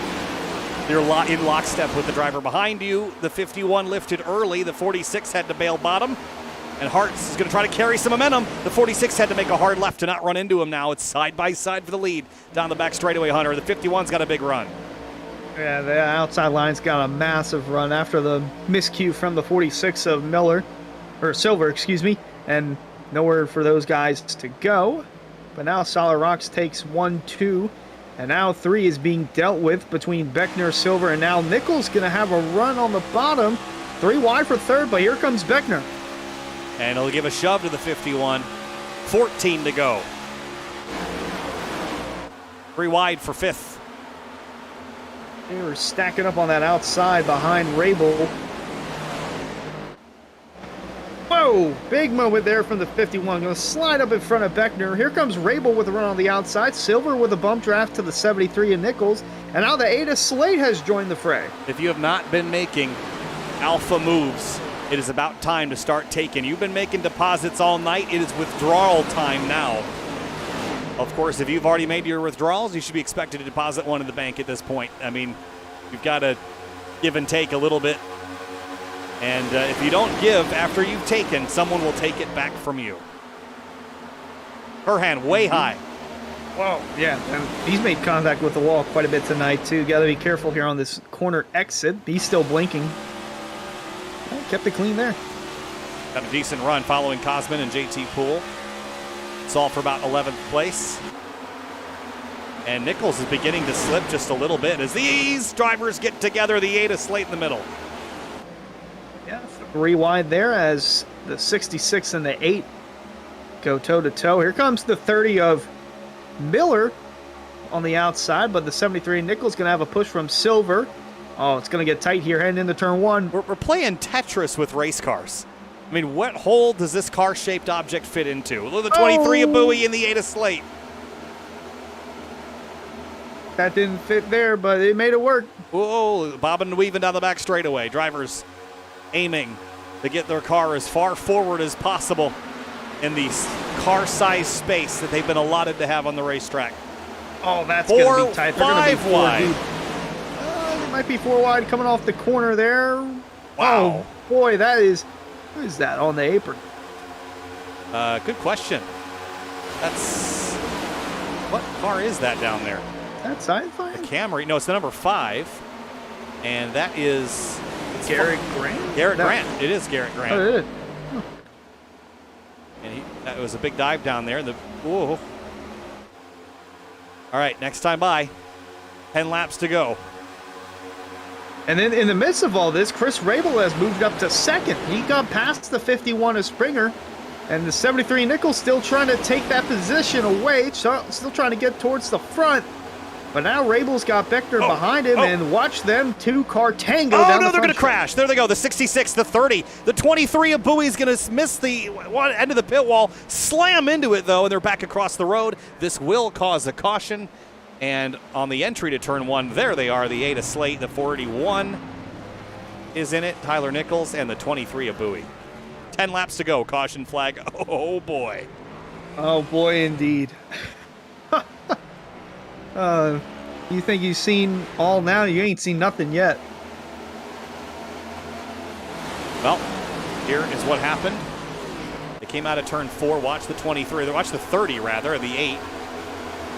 Right there, they get squeezed. And then the 23 gets in this, and he has nowhere to go. Into the wall, then back into the 8, and then the 41 just obliterates him. Delonte Ballard getting a lick of that as well. Where did the 41 end up on track? He went on the apron trying to avoid it. There we go. On board with Tyler Nichols. Yeah, for some reason he went all the way low to try and avoid it. Oh no, he got hit. Yeah, he got hit from behind. Oh, he got hit again. I'll have to see who sent him on the apron. Krezek. And then he's going to get hit right from behind here from Ballard, who takes a 1-2 punch to the nose. A lot going on in that one, huh? Yeah, good bit as well. And that happened at the exit of pit road where Eric Weiland caught a good glimpse of that. Yeah, that was a crazy incident right there. You saw Delonte couldn't get slowed down. Tyler Nichols was a part of this. As we continue to watch replays, just missing pit entry there too. Man, some hard hits there. Now, I was just with Soil Flare. I had actually left about half a lap before this incident happened. I got some radio between the Soil Flare guys. Just listen in. Real frustrated. Where the are all these people coming from? Dog, like that's everybody that's been running outside the whole run for some reason, and it's weird. You gotta run top, dude. It's faster. So the real animate one there was, or animated, excuse me, was Nate Trado in the 9, who was on 2 tires. He's obviously come down for 4 tires this stop. For that 9 car, he's going to exit P19 currently. Meanwhile, Chris Rabel stays out, Kyle, and he assumes the lead. He and Brandon's 6 teammates choosing to take these old tires the last 7 laps. I never dislike this strategy this late in the race. Again, it's been a pretty green race, but with only 6 laps to go at the end of this thing, I would take my chances, stay up front and hope they crash. 2 more crashes, and you win this race without having to pass anybody. So I like this call. It might end up finishing them dead last because they might get run over, but I think more likely is that the drivers behind will get overexcited and you'll pick up a win under yellow. We'll see how it lands. I think importantly, though, Beckner wins the race off pit lane. 2 tires for basically everybody except for Connor Horn, who took 4 and will be on a charge, but I think that's going to be too little too late for the 42. He hasn't really been in the front mix quite as much as he has been previous weeks, but Jake Nichols, Ryan Hart, Springer, Beckner, those are really the favorites to win this one at this point, guys. Hunter, we're going to get the 1 to green this time by. Any revised pick here for the end of this one? I'd still go with the 73 Jake Nichols, but Chris Rabel and the 66 of Brandon 6, 1-2 for Bowie Esports right now. They seem like the front runners as well. Wouldn't count out Travis Beckner or Ricky Springer either. Really, any of these guys inside the top 6, I'd say have a pretty good shot at winning, but I'm going to stick with my pick, 73 Nichols. Eric Wineland, revised call on this for you? Oh, absolutely. So my pick was Nate Trado. He's going to restart around 16th place. He's the second guy on 4 tires, mind you, so he may still find his way up here. But, Kyle, I'm picking that number 3, Ryan Hartz. He's a little bit upset because of the early move with Jake Nichols. And, look, Solid Rock Performance is, again, playing the team game. All their team cars are up front. I expect them to try to help their team cars try to get a win. Ricky Springer already locked in. why not get Reinhardt's locked in as well? I'm going to pick Rabel. My pick, Bowie, is crashed in the wall, so Rabel's my new pick. I think he's going to outlast the best of the rest here, and he'll get it done. Race fans, be sure to check out shop.areairacing.com for merchandise to represent your favorite drivers and teams. Shop from our brand new selections of champion t-shirts, jackets, hats, and more. Easier to shop, quicker to ship, better to wear. Head to shop.areairacing.com for area merchandise. Pace cars to make the left-hand turn on to pit lane. 6 laps to go.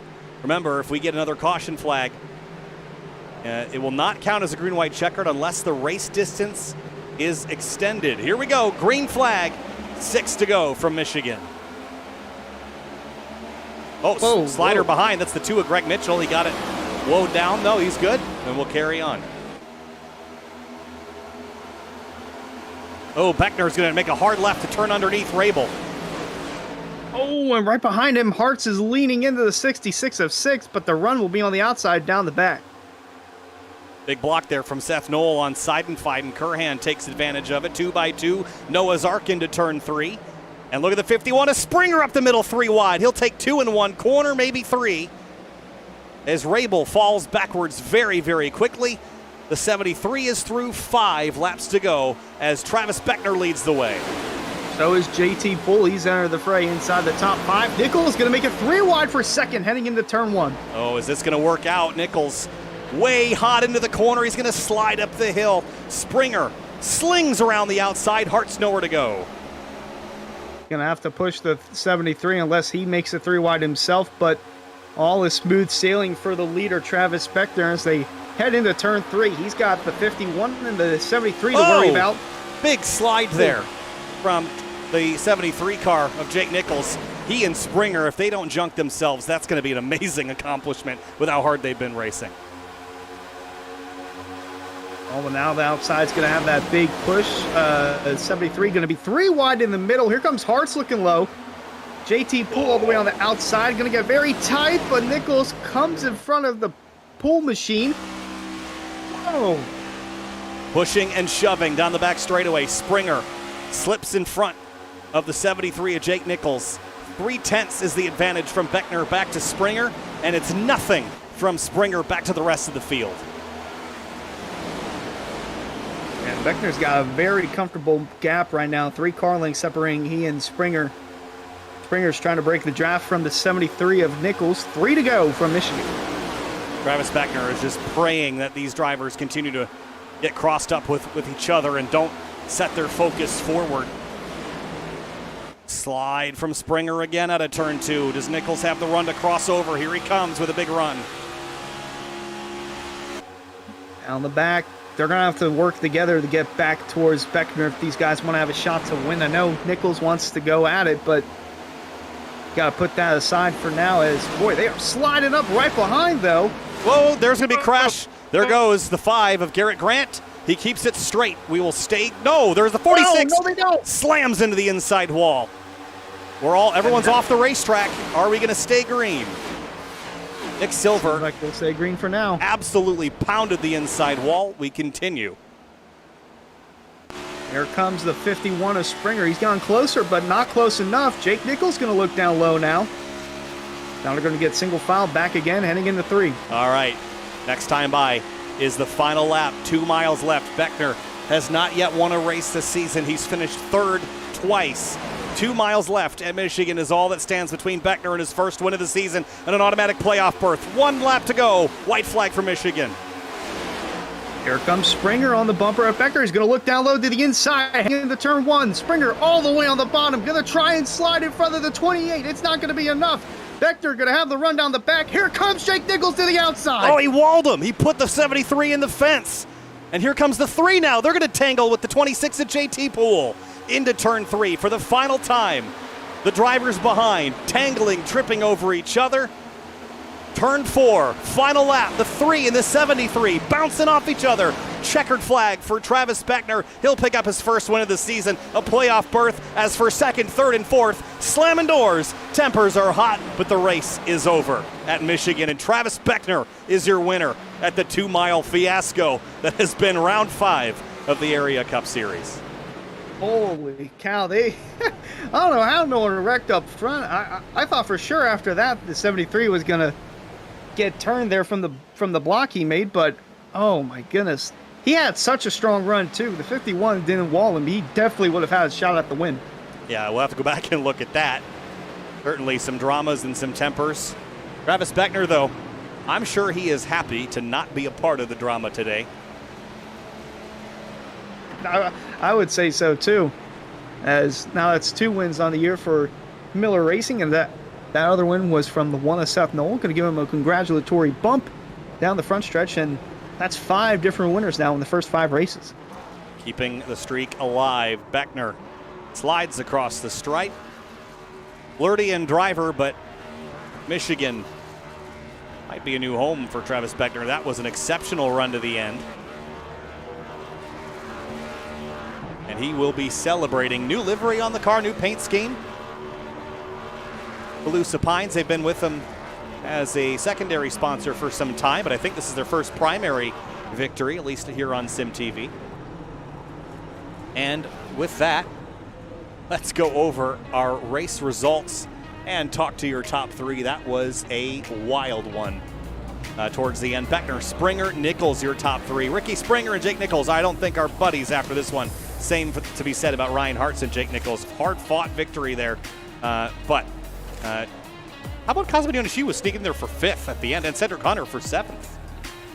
Yeah, Cedric Hunter was inside the top 10 towards the end of that run, but how about Chris Seidenfein in 10th place? I thought he was out of it after that wreck, but he found a way to get inside the top 10. Michael Curran as well, and looking at the gap between Nichols and Hartz, 2 1/1000ths of a second separating 3rd and 4th. Yeah, really tight stuff there. You mentioned Seidenfein with that top 10. Connor Okrezik rebounded from a late spin and back up to 12th place. Rafe Slate 15th. Didn't talk about Dwayne Culberson much, but 17th for him. Look down the rest of the order. Connor Horn, that's a disappointing 25th for a driver that took 4 tires at the end. Brandon Bowie, 27th with that late crash. Nick Silver, he took a big one down there into the front straightaway. And here's a look at the last page, Hunter. That was a tough day for a couple of these drivers. Yeah, especially Cameron Hearn, Jordan Martin, and James Skiley, too. His 4-race winning streak comes to an end, dating back to the previous launch, Pro Series race.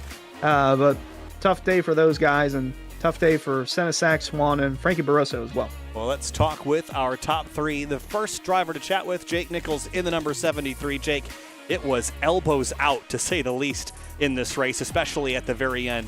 I know there were some frustrations tonight. Take us through your evening, and how many drivers are off the Christmas card list this year? Just about everybody at this point, I guess. I try to race everybody clean. Obviously, side drafting and being right on people's doors is part of it. I mean, I can't get chirped for the same thing that everybody else in this field does. That's just ridiculous, in my opinion. I hit Seth Noel once, but I'll apologize immediately. I knew I probably gave him no room. And I even lifted a little bit, let him get back in the lead, because I didn't want to take the lead that way. A few laps before, I picked my line. I think it was a 3 or someone came down, and whenever the bottom, everyone knows at Michigan you don't run the white or the yellow line in the corners. So you're kind of, when you're on top of someone going in, you kind of are at their mercy there. You got to just pick where they're gonna run in your mind, where you think they're gonna run, and it's never the bottom lane. Every time I went to the seam, which is normal, I kept getting doored, and I get it.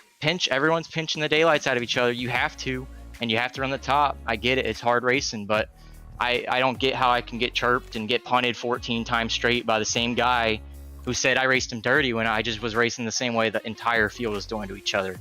Never hit him, but kept getting plowed, so I wasn't going to be nice back. And if people are going to race me hard like that, and not just hard, if they're going to race me dirty like that and door me and push me 14 lanes or cars deep into the corner, I'm not going to be nice back. I don't think anybody should be.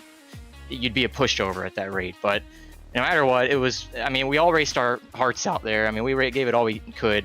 It sucks that it was just a lot of draft late in the race, the later we got. But Travis worked his heart out, or worked his balls off, trying to win that race. He deserved it. He's a good dude. He's always been really nice to me and respectful. So I'm glad we got points in another top 5 to start the season, but I mean, everyone's gonna be frustrated.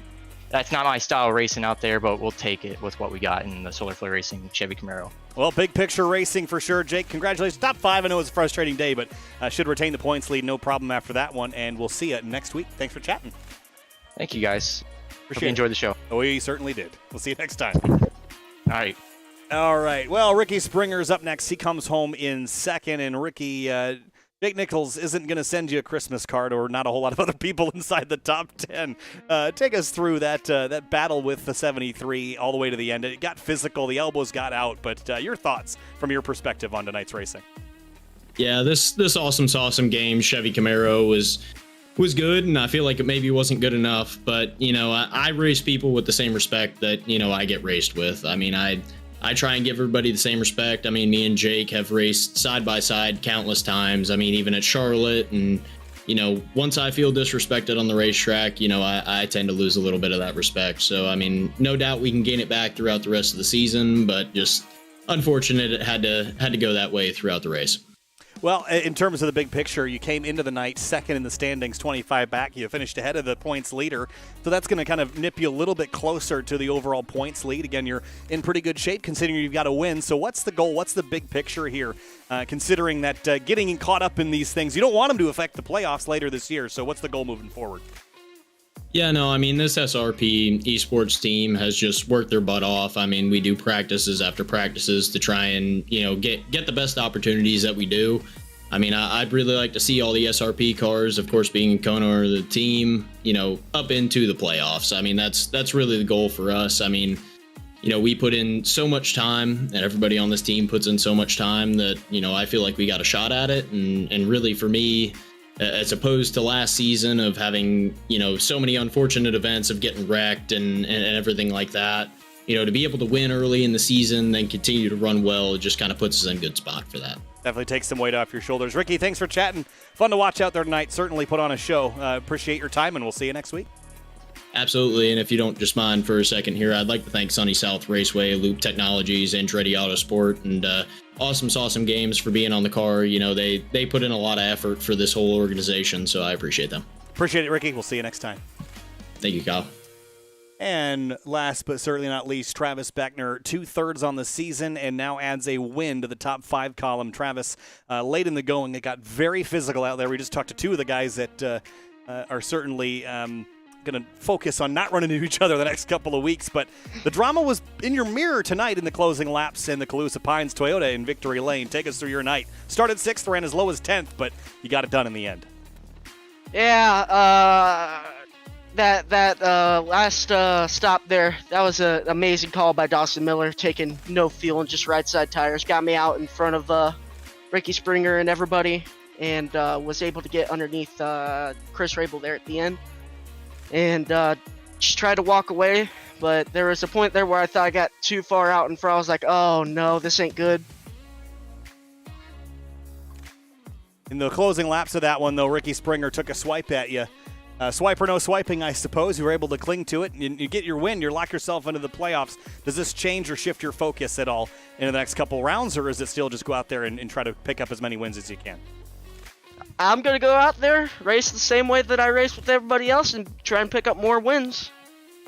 All right, Travis. Hey, congratulations getting the Calusa Pines Landscaping Group into Victory Lane. I think that's the first time they've been on your primary win in Victory Lane, so congratulations on that, and we'll see you next week. Yeah, before I go, first off, I'd like to thank Calusa Pines Landscaping, which used to be Collier Cutters Landscaping, got rebranded. Thompson Pipe Group, Rick's Hot Sauce, Celsius, Area iRacing, Dot Shop, Black Buffalo, Holston River Machine, BG Creative, Huckett Film, everybody at Miller Racing, and Solid Rock Performance, and all my family that came out to watch tonight, and y'all taking the time out of your day to come broadcast this race, because that was a lot of fun. A lot of fun to watch, Travis. Certainly a lot of calamity there towards the end, a lot of frustrated drivers, but that's the nature of the beast here. Congratulations, enjoy it, and we'll see you next week. Okay, thank you. All right, Hunter, wow, lots to go over. One last look at our race results here, but tensions are high, but Travis Beckner cleared that without any drama, picks up a win in the win column, so he's off to a good start. Without a doubt. I mean, what a race from start to finish. I thought for sure we were going to get a wreck before the white flag flew and thought we were going to see a green white checker. But nonetheless, still some very exciting racing. Again, if only, and Connor mentioned it earlier, this isn't like real Michigan. They're too spaced out in real life. This is pack racing that we saw. I mean, think about it if it played out like that in real life NASCAR, which I hope it does in the future. But nonetheless, very exciting race here for the Cup Series. Looking forward to tomorrow night in the Truck Series, where Eric Wineland, you'll have a go at this track. And boy, oh boy, I gotta wish you good luck, my friend, because it is chaotic out there. Yeah, we have less downforce in the truck than the Cup car with and no diffuser, so expecting a little more tame of a race. I don't think we're gonna have quite as much pack racing, but like Jake Nichols said, the draft is so huge here at Michigan, and it's one of the reasons I'm not a huge fan of this place. But hopefully in the Truck Series, we provide as good as a race as these guys put on tonight, Kyle. Man, what a performance from Solid Rock. I mean, they're continuing to dominate the team game. They find themselves up front, all of them up front here at the end of these races. It didn't quite play out for them tonight with Ryan Hartz and Ricky Springer, but still a affiliated pseudo teammate, if you will. They were working together earlier in the race. Travis Beckner picks up the win. Yeah, pretty big for that group. And now we head off to, I don't even have the schedule up, Bristol, where these guys just pick their tempers up here at Michigan. A lot of beating and banging. Just imagine what we're going to see next week. Scores will be settled in the Bristol Mountains. Don't worry about that. Tennessee racing short track style next week, but tomorrow truck racing from Michigan, and the same for the Florida State Builders Pro Series on Thursday. Kyle Heyer, Hunter Sleppy, and Eric Wineland with you. Thanks so much, and we'll see you tomorrow to go truck racing here at Michigan. We'll see you there.